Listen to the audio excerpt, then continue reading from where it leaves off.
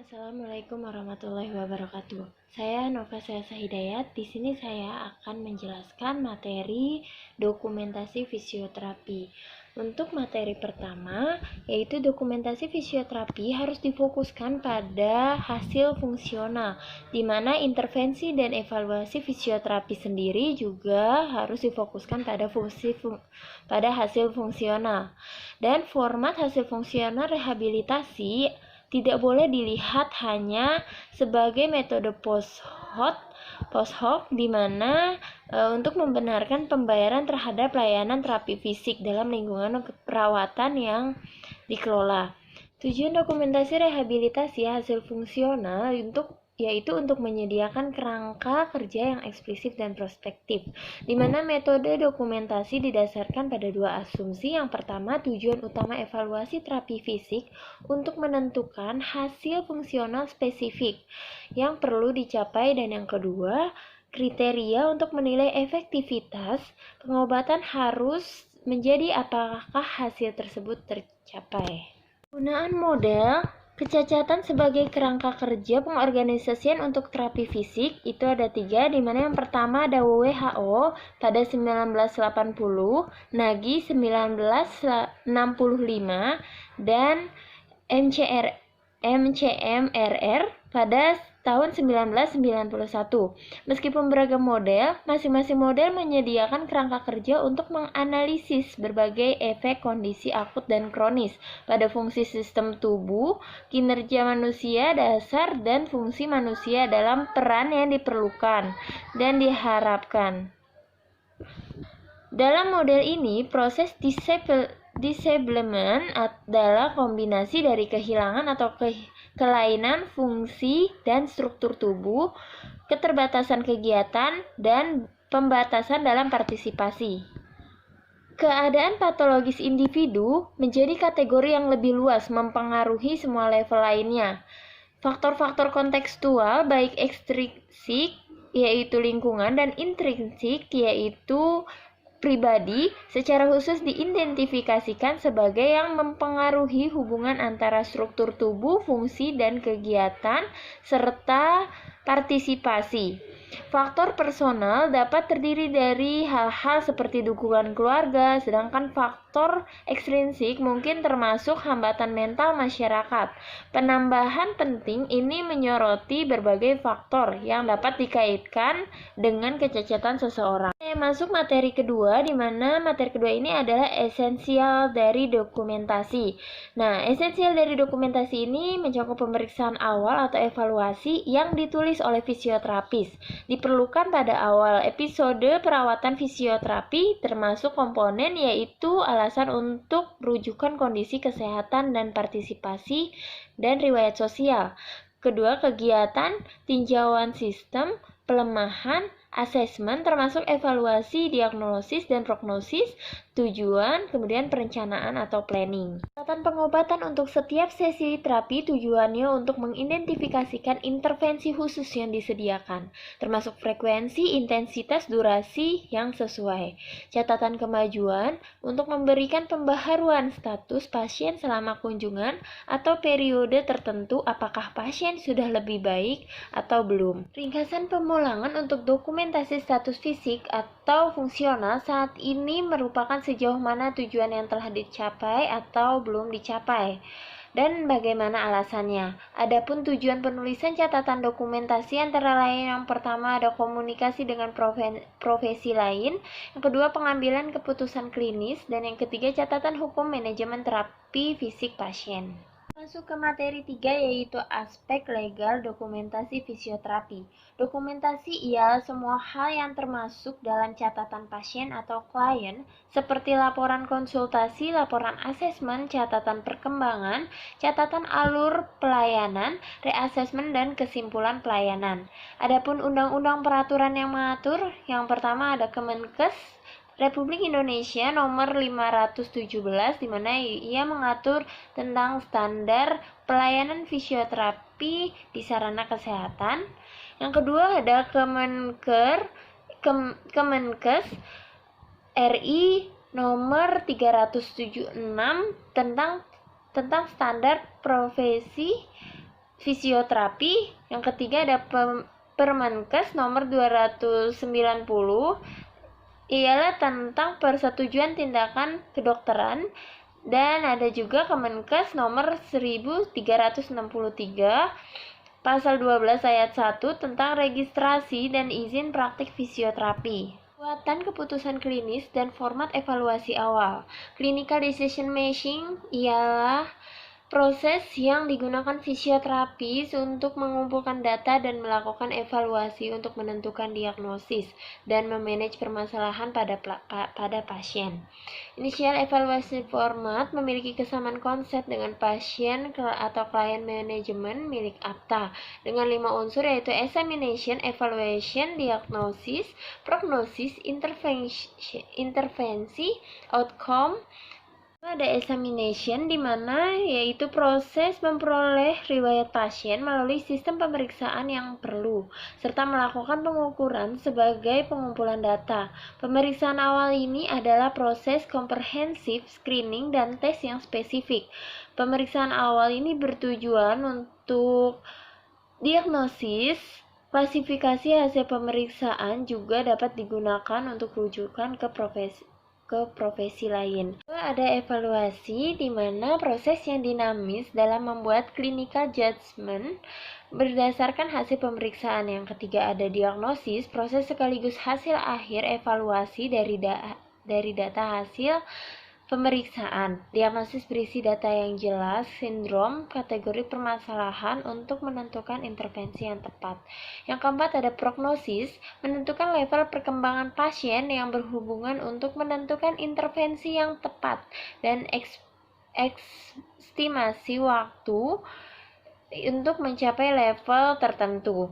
Kemudian intervensi dilakukan fisioterapi dengan tujuan tertentu, perencanaan yang matang dan bisa melibatkan individu atau profesi lain untuk mencapai kondisi tertentu sesuai diagnosis dan prognosis. Pemeriksaan ulang perlu dilakukan untuk mengetahui perkembangan pasien dan menyesuaikan intervensi apa yang tepat dengan kondisi pasien. Keenam ada outcome, hasil dari pasien atau klien manajemen, termasuk pengaruh intervensi fisioterapi berupa penyembuhan, patologi, kecacatan, atau kerusakan, keterbatasan fungsi, disability, pencegahan, kesehatan, wellness, fitness, serta kepuasan pasien. Pemeriksaan terapi fisik terdiri dari yang pertama ada background, termasuk riwayat pasien, garis waktu, mekanisme cedera, gangguan, kehilangan fungsi, komorbiditas, perawatan sebelumnya dan hasil perawatan. Kemudian asesmen, pendapat ahli terapi fisik tentang gangguan primer dan sekunder, disfungsi dan ketidakmampuan, tujuan untuk perawatan, prognosis untuk perawatan terapi fisik. Dan ada plan atau planning, termasuk frekuensi dan durasi intervensi fisioterapi untuk mencapai tujuan, kebutuhan pelepasan, dan rujukan atau pengujian lanjutan. Initial evaluasi format itu ada 3. Pertama adalah sistem ICF, yaitu Reason for Referral, yaitu ringkasan dari diagnosis sebelumnya. Yang kedua, aktivitas bertujuan untuk mengidentifikasi ketidakmampuan dalam beraktivitas serta mengetahui fungsi gerak apa yang terganggu. Ketiga, impairment, bertujuan untuk mengukur gerak atau fungsi tubuh seperti ROM. 3 lainnya termasuk dalam diagnosis, yaitu assessment, tujuan, dan perencanaan.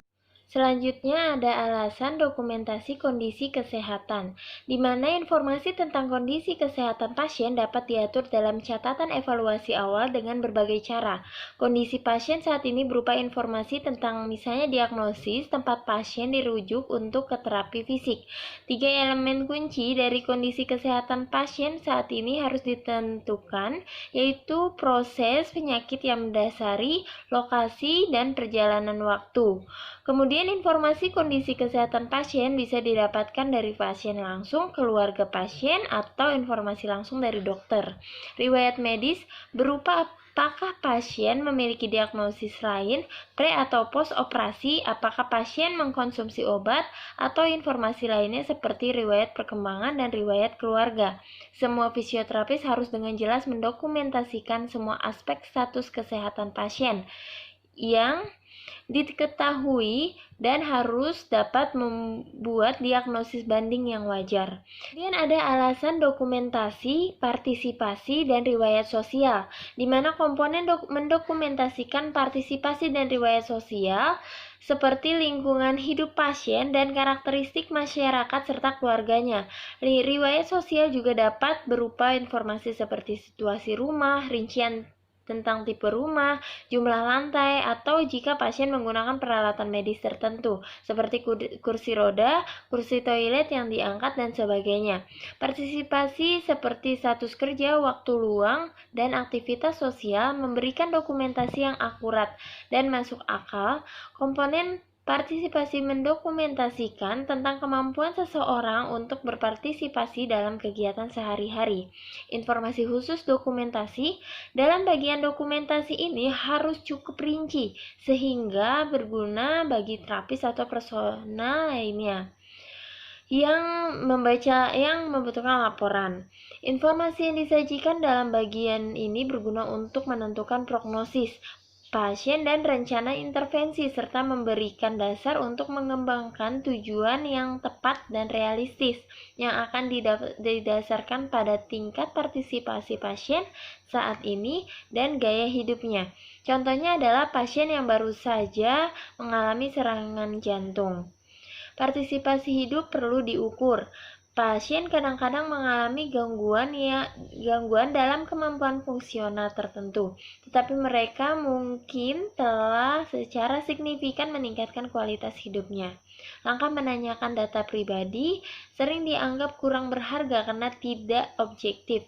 Tindakan pelaporan pribadi secara subjektif adalah yang meningkatkan kemungkinan bahwa pasien akan memberikan informasi yang tidak akurat dan atau berlebihan. Namun demikian, persepsi pasien tentang keterbatasan atau masalahnya sama pentingnya dengan komponen. Selanjutnya ada dokumentasi aktivitas. Aktivitas yang didefinisikan oleh ICF adalah pelaksanaan tugas atau tindakan oleh seorang individu. Banyak terapis biasanya menyebutkan sebagai function, functional ability, functional status, dan functional activities. Fungsi dapat didefinisikan sebagai tindakan yang dipasangkan atau digunakan seseorang, menurut Davis tahun 2000. Jika suatu tindakan dianggap fungsional, harus memenuhi kriteria yang pertama bermakna bagi individu dan yang kedua membantu individu untuk memenuhi perannya.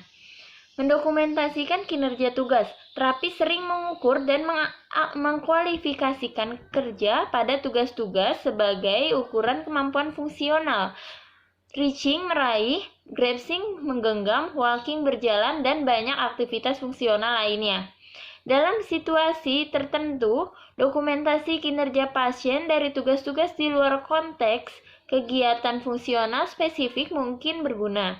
Evaluasi pola dan strategi gerakan yang digunakan untuk melakukan tugas-tugas tersebut memberikan wawasan penting tentang gangguan mendasar yang mempengaruhi aktivitas.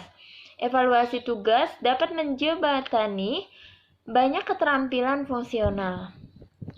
Salah satu peran penting fisioterapi adalah untuk menentukan kegiatan mana yang bermakna bagi seorang individu tertentu dan membangun orang tersebut mencapai kemandirian dan keterampilan dalam kegiatan.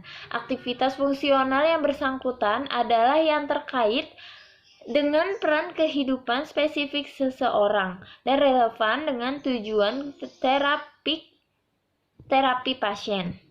Kegiatan fungsional dapat dikategorikan dalam masing-masing 3 peran kehidupan, yaitu pribadi, pekerjaan, dan waktu luang. Banyak aktivitas limitation yang mungkin dapat didokumentasikan oleh seorang terapis di beberapa situasi. Terapis akan melihat asesmen fungsional, terutama ADL atau aktivitas daily living. Terapis juga harus memprioritasi fungsi yang paling penting untuk pasien saat ini. Dokumentasi pada titik awal penyembuhan pasien akan berfokus pada kemampuan dasar sehari-hari. Ada yang pertama, level of assistance, di mana tingkat bantuan biasanya diukur dengan menentukan persentase perkiraan bantuan yang diberikan oleh terapis atau pengasuh untuk dilakukan oleh pasien. Ukuran kemerdekaan fungsional atau FIM adalah alat yang digunakan untuk pengaturan rehabilitasi, memberikan ukuran tingkat bantuan yang dapat diandalkan. Kemudian ada yang kedua, ada skill basic assessment, yaitu keterampilan dapat didefinisikan kemampuan untuk mencapai hasil yang diinginkan dengan konsistensi, fleksibilitas, dan efisiensi. Aspek khusus dari keterampilan yang dipilih oleh terapis tergantung pada tugas dan tingkat keterampilan pasien. Jika seorang pasien membutuhkan bantuan tingkat tinggi untuk menyelesaikan suatu tugas, basis keterampilan penilaian mungkin terbatas.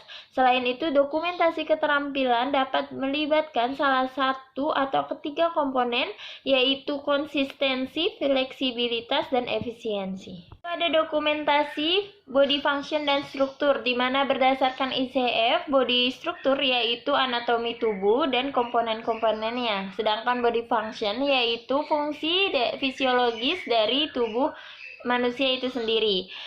Jadi, masalah gangguan struktur dan fungsi tubuh merupakan penyimpangan atau kerugian yang signifikan yang terjadi pada tubuh manusia. Pengukuran sistem tinjauan adalah salah satu sistem yang dilakukan seorang fisioterapis ketika akan memutuskan pengukuran berdasarkan keterbatasan aktivitas dan kondisi kesehatan yang mendasar. Pemeriksaan singkat status anatomi dan fisiologi dari sistem kardiovaskuler, integumen, muskuloskeletal, dan neuromuskular, serta pemeriksaan komunikasi, kognisi dari pasien. Sistem tinjauan ini biasanya mencangkup screening kardiovaskuler untuk pasien, yang mana dapat mencangkup penilaian tekanan darah, denyut jantung, dan tampilan umum dari rentang gerak sendi. Kekuatan otot untuk dicatat yang termasuk dalam informasi sistem tinjauan. Dalam mendokumentasikan gangguan pada struktur dan fungsi tubuh manusia, ada beberapa strategi. Yang pertama, memilih yang mana gangguan yang akan didokumentasikan. Yang kedua, mengkhususkan dokumentasi gangguan. Ketiga, mendokumentasikan temuan normal. Sebuah peninjauan struktur dan fungsi tubuh dapat termasuk dokumentasi hasil dari setiap tes atau pengukuran terapis. Bahkan jika temuan itu negatif, dokumentasi temuan normal dapat terjadi ketika temuan secara langsung menginformasikan atau membentuk kembali diagnosis medis. Mendokumentasikan kekuatan dan rentang gerak sendi, mendokumentasikan dokumentasi tabel dan checklist, mendokumentasikan nyeri. Nyeri mungkin merupakan satu-satunya masalah yang paling sering dilaporkan yang dialami oleh pasien dalam praktek klinis. Tidak cukup hanya menulis nyeri pada shoulder atau pernyataan serupa, sebaiknya gejala nyeri harus didokumentasikan dengan tepat dan lengkap, yaitu dokumentasi asesmen, summary, dan diagnosis. Proses diagnosis melibatkan penilaian klinis berdasarkan informasi yang diperoleh dari riwayat, tanda gejala, pemeriksaan, dan tes yang dilakukan atau diminta oleh terapis. Fisioterapis memiliki tanggung jawab dan keterlibatan dalam proses diagnosis bahkan setelah pasien dirujuk dengan diagnosis dari dokter. Proses-prosesnya sendiri yaitu yang pertama, fisioterapi menentukan apakah kondisi pasien sesuai untuk intervensi atau tidak. Kedua, fisioterapi memeriksa kondisi pasien. Ketiga, fisioterapi memeriksa patologi dan keparahannya. Keempat, fisioterapi memutuskan diagnosa. Kelima, memberikan rujukan kepada praktisi lain yang tepat jika diagnosis tidak sesuai dengan bidang fisioterapi. Diagnosis sendiri ada beberapa metode. Yang pertama, metode induktif, di mana penalaran induktif memperoleh prinsip-prinsip umum dari fakta atau kejadian khusus. Yang kedua, metode hipotetiko-deduktif, yaitu mengikuti dari tempat yang dinyatakan, menyimpulkan contoh spesifik dari prinsip-prinsip umum. Yang ketiga, metode pengenalan pola, di mana pengetahuan dan pengalaman yang dipelajari dari memori yang asosiatif dari pasien.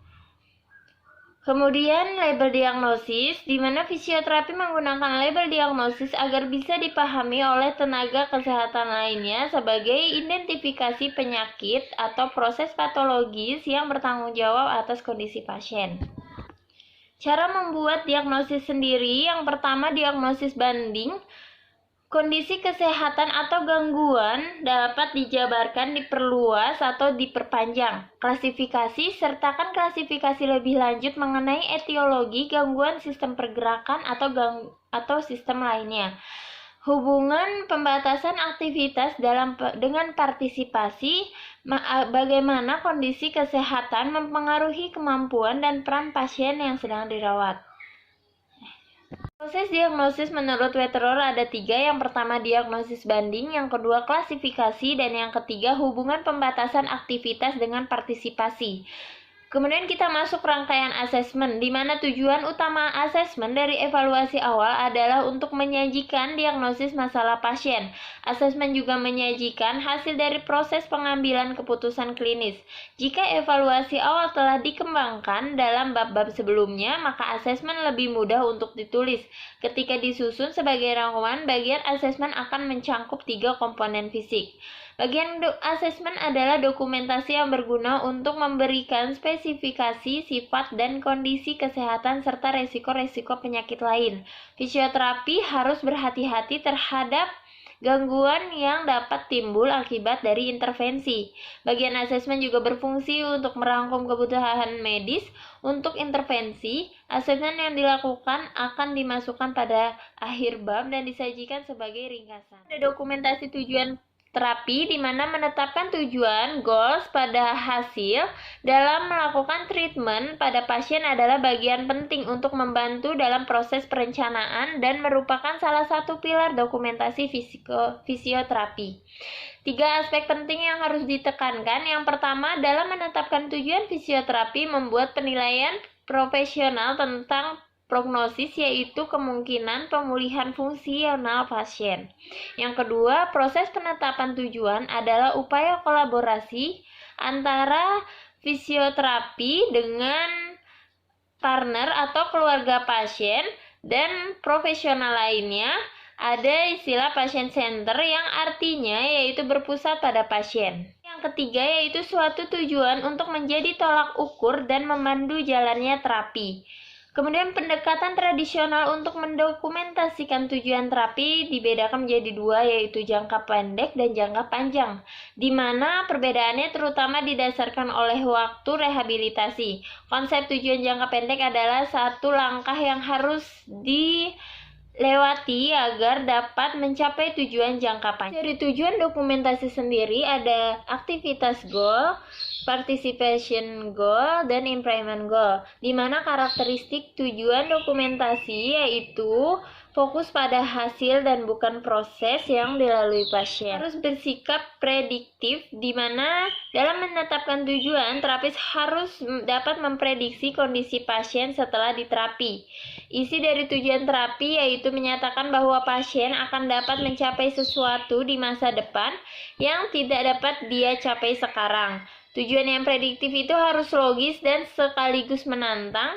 Terapis juga harus menetapkan waktu spesifik untuk mencapai tujuan ini. Tujuan bersifat kolaboratif, di mana kasus yang sering terjadi yaitu terapis mengembangkan serangkaian tujuan pada saat menulis evaluasi awal. Tetapi karena pasien tidak hadir pada saat itu, terapis menganggap bahwa hal tersebut adalah tujuan yang paling penting bagi pasien. Bahkan yang lebih merugikan bagi proses rehabilitasi adalah bahwa pasien mungkin tidak diberitahu apa tujuannya. Dokumentasi rencana tindakan fisioterapi, di mana merinci teknik dan prosedur terapi fisik yang akan digunakan untuk mencapai tujuan. Terapis mendokumentasikan rencana perawatan untuk diikuti sesi mendatang hingga tujuan tercapai, dan mencatat setiap intervensi yang telah diselesaikan selama proses pemeriksaan. Terapis biasanya menyatakan frekuensi dan durasi kunjungan terapi fisik sebagai tambahan pada tanggal tentatif untuk dievaluasi ulang. Mengkategorikan intervensi ke dalam 3 area berbeda yang digariskan oleh panduan untuk praktek terapi fisik, yaitu koordinasi, komunikasi, dan dokumentasi, kemudian instruksi terkait pasien, dan intervensi, yaitu dokumentasi intervensi pertama harus secara logis dan sistematis dari aspek lain dari laporan. Sebelum mendokumentasikan Komponen rencana perawatan, terapis harus terlebih dahulu menentukan frekuensi dan durasi yang direkomendasikan. Misalnya, fisioterapi akan melakukan perawatan 2 kali per minggu dengan 30 menit sesi selama 6 minggu. Dokumentasikan informed consent memiliki 2 manfaat, yaitu berfungsi sebagai bukti jika ada perselisihan di kemudian hari, kemudian mengingatkan praktisi untuk mengambil langkah terakhir yang penting sebelum perawatan atau intervensi. Informed consent dapat didokumentasikan jika ada pasien atau anggota keluarga yang menandatangani format standar atau formulir standar, di mana temuan-temuan dari evaluasi ini dibahas dengan dimasukkan nama pasien atau pihak yang bertanggung jawab menyetujui perawatan. Jika pasien di bawah umur atau tidak kompeten untuk memberikan persetujuan, maka evaluasi dan rencana perawatan harus didiskusikan dengan orang yang bertanggung jawab, misalnya orang tua atau wali. Dokumentasi catatan terapi atau progres terapi, di mana format SOAP atau SOAP yang dimodifikasi untuk mempromosikan pendekatan sekuensial daripada pendekatan integratif untuk pengambilan keputusan klinis dan dikaitkan dengan catatan medis berorientasi masalah yang tidak lagi digunakan secara rutin. Namun dengan beberapa modifikasi, catatan SOAP dapat memberikan dasar untuk mendokumentasikan hasil fungsional yang efisien dan efektif dalam rehabilitasi. Treatment note ditulis untuk 4 alasan. Yang pertama, dokumentasi hukum, pembayaran pihak ketiga atau asuransi. Kedua, untuk memfasilitasi hasil fungsional dan pengambilan keputusan klinis, lalu sebagai catatan untuk terapis lain jika tidak ada. Kerangka kerja untuk dokumentasi catatan perawatan mencangkup goals dari perspektif hasil fungsional. Fokus catatan perawatan harus pada tujuan spesifik yang sedang ditangani. Kemudian subjektif, terapis mendokumentasikan respon subjektif pasien terhadap intervensi dan setiap perubahan dalam partisipasi dan keterbatasan aktivitas. Objektif, tujuannya ada 2, yaitu untuk mendokumentasikan hasil dari setiap tes dan tindakan. Objektif, yaitu tujuannya ada 2. Yang pertama, mendokumentasikan hasil dari tes dan tindakan yang dilakukan, khususnya yang terkait dengan pencapaian tujuan yang dinyatakan pembaharuan status. Kemudian yang kedua, untuk memberikan rincian intervensi yang dilakukan. Pembaharuan status harus mencangkup setiap temuan pemeriksaan yang dilakukan atau diamati. Lalu ada assessment, di mana terapis menunjukkan kemajuan dibuat untuk mencapai tujuan pasien, termasuk kepatuhan terhadap instruksi terkait pasien, membahas faktor-faktor yang akan dimodifikasi, frekuensi atau intensitas intervensi, dan melaporkan perkembangan menuju tujuan yang sedang ditangani. Kemudian plan atau perencanaan intervensi spesifik apapun untuk sesi mendatang harus didokumentasikan, termasuk setiap perubahan dalam strategi intervensi. Masalah hukum untuk treatment note, di mana dokumentasi catatan perawatan sangat penting untuk tujuan hukum. Jika masalah atau konflik muncul, catatan perawatan akan sangat diteliti. Dengan demikian, terapis harus meluangkan waktu yang tepat untuk memberikan dan membuat dokumentasi yang efektif setiap hari. Beberapa pedoman dokumentasi penting untuk treatment note mengikuti ketepatan waktu, alasan pengambilan keputusan, perilaku sabar, perawatan sebelum dan bersamaan, komunikasi. Kemudian catatan kemajuan atau progress note, catatan kemajuan ditulis untuk memberikan pembaharuan status pasien. Catatan-catatan ini seringkali didasarkan pada pemeriksaan. Terakhir ada dokumentasi khusus, di mana tujuan utama ringkasan pemulangan adalah untuk mendokumentasikan status pasien pada saat dia dipulangkan. Terapis harus melaporkan perubahan dan partisipasi pasien, kegiatan dan segala batasan atau gangguan yang berkaitan dengan tujuan yang dinyatakan. Sebagai deskripsi pasien mencangkup deskripsi diagnosis pasien dan informasi latar belakang yang dapat mencangkup deskripsi rencana perawatan saat ini. Kemudian ringkasan dari intervensi fisioterapi harus dinyatakan untuk berapa lama dan berapa sesi pasien menerima layanan fisioterapi. Status klinis mencangkup gangguan apa yang harus berfokus pada kemampuan fungsional pasien dan partisipasi restriction yang sesuai. Kemudian tujuan harus diindikasikan apakah tujuan tercapai sebagian tercapai atau tidak tercapai. Jika tujuan tidak tercapai atau dicapai sebagian, penjelasan singkat atau justifikasi diperlukan. Rekomendasi rencana ini harus mencangkup instruksi berbasis rumah dan instruksi tidak lanjut atau evaluasi ulang jika pasien telah pindah ke fasilitas lain. Kemudian surat pembayaran ke pihak ketiga untuk melayani atau perlengkapan. Surat ini diperlukan untuk memberikan pembenaran baik untuk layanan lanjutan atau pembelian peralatan. Tujuan surat-surat ini adalah untuk memberikan pembenaran medis tentang perlunya peralatan. Penting juga untuk membenarkan biaya. Kemudian berikut daftar yang menyediakan komponen-komponen penting dari surat keputusan medis, yaitu deskripsi pasien, status klinis, deskripsi peralatan, kebutuhan peralatan medis. Terapis juga sering menulis surat untuk meminta persetujuan untuk kunjungan fisioterapi tambahan atau pembayaran untuk layanan setelah klaim ditolak.